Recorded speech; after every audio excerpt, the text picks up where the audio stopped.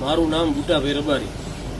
હાલ ખોડુ ગામ પંચાયતની અંદર જે પાણીનો સંપ છે એ સંપની જગ્યા ઉપર અમે હાલ ઊભા છીએ। આપ દ્રશ્ય જોઈ શકો છો।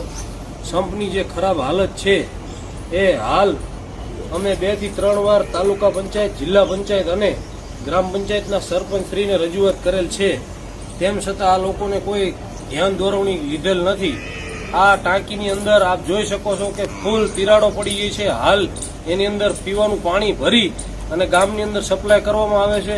તાત્કાલિક જો આનું સમારકામ કરવામાં નહીં આવે, પાડી અને નવું બનાવવામાં નહીં આવે તો આનેથી મોટામાં મોટી દુર્ઘટના બને તેમ છે। કારણ કે આજથી આશરે 35 વર્ષ પહેલા અમારા ગામની અંદર ટાંકી પડી હતી પાણીની। આ જગ્યા ઉપર આથી 100 મીટર દૂર એક ટાંકી પડી હતી 35 વર્ષ પહેલા। ત્યારે ઘણા બધા લોકોના મૃત્યુ પણ થયેલા હતા। એટલે આથી આ ગામનો મોટો ભય છે। તો તાત્કાલિક તંત્ર આને ધ્યાનમાં લઈ અને આ ટાંકીનું સમારકામ